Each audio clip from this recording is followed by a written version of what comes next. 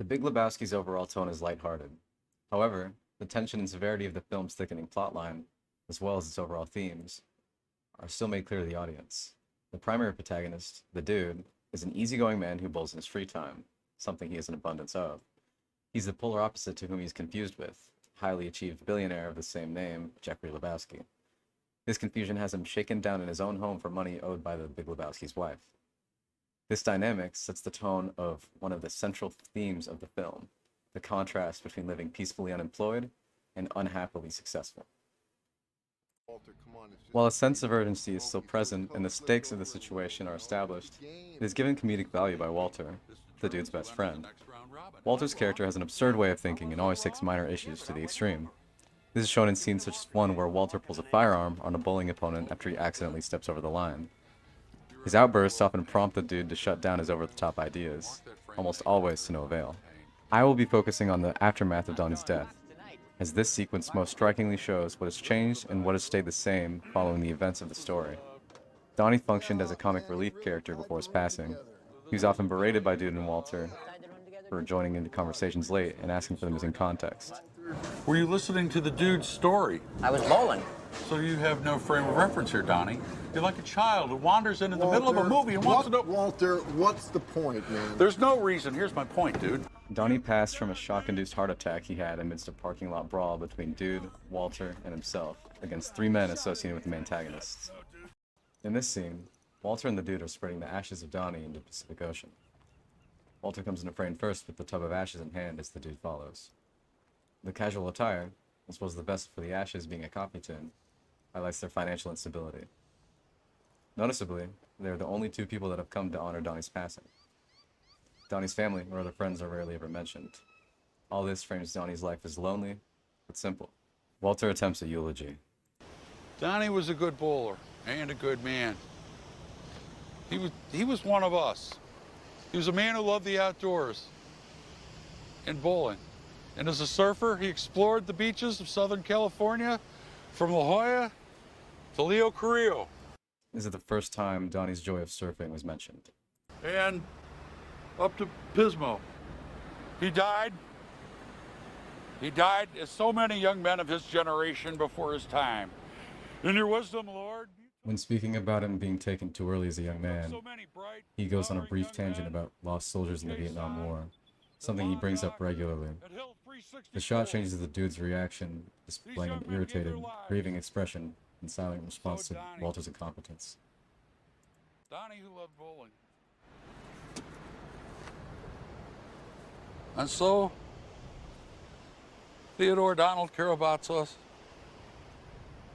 in accordance with what we think your dying wishes might well have been, we commit your final mortal remains. He states that he and the dude inferred what his dying wish would be from his passion of surfing. Which you love so well. This hints a lack of closeness between Donnie and them both. It also implies the fact that, despite their age, mid to late 40s, none of the trio had seriously considered their deaths, or at least had never spoken to each other about it. Seeming to forget about the wind, Walter opens the tin and shakes Donnie's ashes out, causing them to blow directly onto the dude. The quiet stir of the ocean waves are the only sound accompanying these antics, applying a thick layer of tension to this otherwise comedic occurrence. Walter dusts himself off when he realizes his oversight and sees the dude covered in the ashes. Walter says the words, "I'm sorry," a total of 6 times, each one said in a different tone. The first is when he notices the ashes on the dude as he becomes visibly and audibly concerned. Oh shit, dude, I'm sorry. Goddamn wind. Fuck. God damn it, Walter. The second and third, in response to dude's outbursts, sounds shocked as he reassures him that it was accidental. You fucking asshole. Dude, I'm sorry. It's a fucking travesty with you, man. I'm sorry, it was an accident. After the dude asks him why he mentioned Vietnam, Walter's hands drop as the tone of his fourth apology shifts to be in response to his question. Oh, dude, I'm sorry. What the fuck does anything have to do with Vietnam? The fifth shows through tone and body language that in this moment, he is trying to gather himself to form a genuine admission of guilt, rather than something done out of courtesy. I'm What sorry. the fuck are you talking about?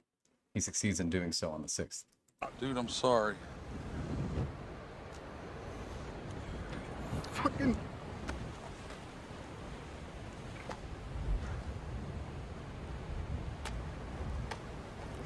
Walter. The bowling alley has been Dude and Walter's go-to spot to process situations when they become serious. Walter's suggestion of, hey, fuck it, man, let's go bowling, wraps the story up in a constant. The bowling alley will still be there, and it will help them process their grief. The Dude comes into frame as he orders 2 beers from the bartender. A very noticeable change in his taste in alcohol. Until now, he has more often than not been seen with a White Russian in his hand, a cocktail that consists of vodka, Kahlua, and heavy cream. Traditionally, the drink is served layered, with the Kahlua resting on the bottom. However, the Dude stirs it, causing it to look almost like milk. The drink itself is described as very sweet, almost like a milkshake. This is a very stark contrast to the more mature status that beer has. Paired with the fact that he's getting one for Walter as well, shows that the events of the movie have changed the Dude, and that he's matured as a person. Hey, man. It's shown that the mysterious stranger met earlier in the film is sitting at the bar beside the Dude, and they exchange casual conversation. Oh, yeah, well, you know, sometimes you eat the bar and sometimes, you know. Hey, man, Howdy do, dude. I wondered if I'd see you again. I wouldn't miss the semis. How Oh, things yeah? been going? Well, you know, strikes and gutters, ups and downs. Sure, I got you. Yeah. Thanks, Gary. Well, take care, man. Gotta get back. Sure. Take it easy, dude. Oh, yeah. I know that you will. Yeah, well, the dude abides.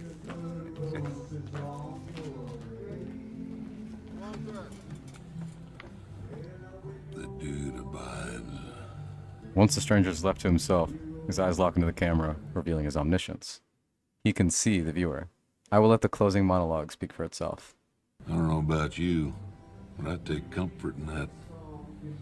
It's good knowing he's out there, the dude, taking her easy for all us sinners. Shush. I sure hope he makes the finals. Well, that about does her. Wraps her all up. Things seem to have worked out pretty good for the Dude and Walter. And it was a pretty good story, don't you think? Made me laugh to beat the band. Parts, anyway. I didn't like seeing Donnie go. But then I happen to know that there's a little Lebowski on the way. I guess that's the way the whole darned human comedy keeps perpetuating itself. Down through the generations. Westward the wagons. Across the sands of time until we... Oh, look at me. I'm rambling again. Well, I hope you folks enjoyed yourselves. Catch you later on down the trail. Say, friend, you got any more of that good sarsaparilla?